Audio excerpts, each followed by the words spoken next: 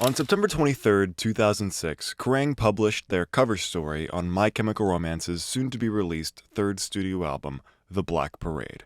In it, the magazine made a pretty prescient comment to the band. Everyone's saying this album is going to make you massive. To which frontman Gerard Way would respond in a typically reserved and humble manner, predicting that no matter how well this next project did, the band was mentally and physically prepared for what was coming, even though he couldn't imagine the attention being much different to what it is in some countries right now. In both ways, he was wrong. The Black Parade was the band's biggest hit ever, with quadruple platinum sales propelling them to mainstream eyes and ears everywhere, a level of fame beyond what they could imagine or manage. The band agonized over a follow-up, releasing Danger Days in 2010 to mixed reviews, and ultimately breaking up in 2013, with Gerard Way later directly blaming the attention and pressure that the Black Parade brought, among other things, for the band's disbandment. However, he would not leave his adoring fanbase empty-handed. Just months before the band would formally announce their breakup, a series of singles would be released in pairs online, with a final collection of these songs released in February of 2013 under the name Conventional Weapons, a project I consider to be the last My Chemical Romance album.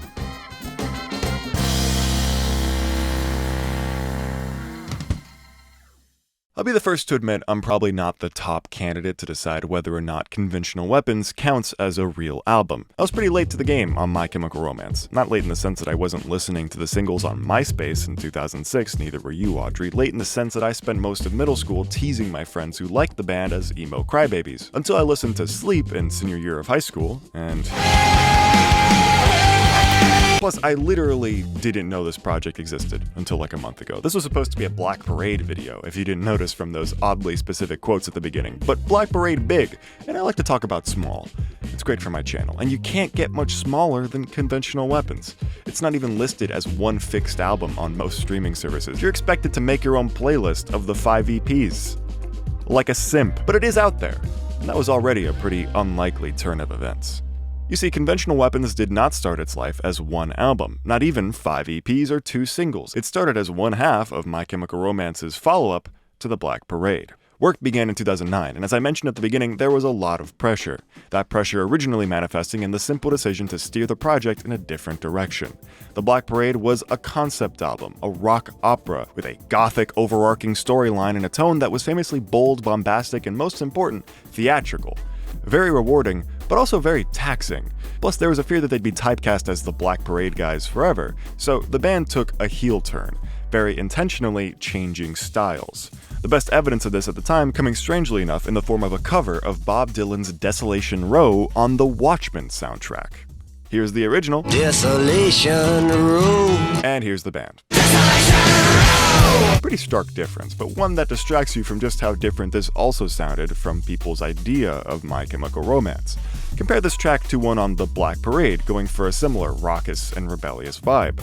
Like Teenagers. Notice how the one from 2006 feels bouncy, eccentric, the guitar complements the vocals, while in 2009, things turn frantic, as the guitar seems to decisively take command. Kerrang later noted that the shift was likely in an attempt to bring the band back to basics, more in line with traditional punk elements than maybe even their debut. Actually, I take that back. The whole what is punk debate is not something I need in my comments. Take it outside, guys. Regardless, this was the direction things were moving as the band went back to the studio in 2009. More energy, more rock, less story, weirdness, drama, whimsy, theatrics, fun. This idea did not last long. Guitarist Frank Iero would explain their mistake in the simplest terms on the band's blog. Hindsight being 2020, maybe we should have just locked ourselves in a room and made a bunch of noise until we were inspired to collectively say something on a record. That's not what ended up happening. Instead, we planned on making a specific kind of record. We wrote songs to fit that specific plan, and then we flogged ourselves for it not feeling right, organic, or complete. By attempting to reject all things flashy and self-indulgent, the band had effectively rejected themselves. Fortunately, as work continued on the album, that effect of just locking yourself in a room and collectively making noise happened anyway, as while trying to make their serious modern rock album, the band accidentally created Na Na Na. Na Na Na Na Na Na na na na na na na na na na na na. It was just about as far from conventional rock as you could get, while still sounding fresh and distinct when compared to something off their last album. This thread led them towards songs like Planetary Go and eventually Sing, which I can't find the clip, but I totally remember someone calling it the foundation of the new album. Essentially, it was becoming more and more obvious that the band would have to abandon months of finished songs and restart, with Gerard Way seeming the most critical of that era in later interviews, implying that his mindset early on was just to get that album over with, calling it the slow, crawling assimilation into boring 30-something rock culture, and explaining that while their first attempt was designed to destroy the version of My Chemical Romance that the Black Parade created and make a new band, what Danger Days then did was destroy that band. And so it did. My Chemical Romance released Danger Days, The True Lives of the Fabulous Killjoys in November of 2010, just months after they completely dumped their previous idea. It seems allowing themselves to explore a version of the project that was truer to themselves let them really kick things into high gear and work fast. But the rest of the world was not quite so enthusiastic. Though not exactly a flop, the album was met with a lower average critical response and a significant drop in sales. Worse yet, many fans were disappointed with the project, citing its more light and playful tone as a betrayal of the deeper themes that made them fall in love with the band to begin with. That is to say, it was too different from the Black Parade. Which brings us back to the beginning of the video. In light of the pressure brought on by the groundbreaking success of their third album, the band were again driven to fight their instincts. They went back to the studio with the goal of recording a darker fifth album, but as early work on Danger Days proved, going into a project with an idea of what it has to be just isn't very conducive to creativity. Instead, they broke up. But before that, they decided to release the early abandoned tracks of the more serious Danger Days in 5 parts, with the final title, Conventional Weapons, seeming to be a dig at the album as a more standard rock project. Probably Gerard's idea. I didn't have time to say it earlier, but this quote is just brutal. I got the vibe that he had to be convinced to release the project in Frank's blog post, and man, do you blame me? Fans weren't so disgusted with the project, however, with it actually earning a higher average review score than Danger Days and being regarded mildly when mentioned online, though it is mentioned rarely. Again, I only heard of Conventional Weapons while researching this video. It's not easy to find if you're not a pretty big fan of the band already. You can't buy it anywhere without paying an arm and a leg. It's not even in the Albums tab on any mainstream streaming services, or the Compilations tab. As far as I can tell, you try scrolling through that place on Spotify, and it mainly still exists in the separate EP format, which is just annoying, frankly. It stinks to think back at all those times I, and probably plenty of other fans, must have thought, dang, I wish there were more than 4 albums, only to move on and never know what we were missing. But now that I know it's there, it does bear the question, is this even an album? Well, despite being extremely rare, the 5 EPs were released as a vinyl box set under the One Conventional Weapons title.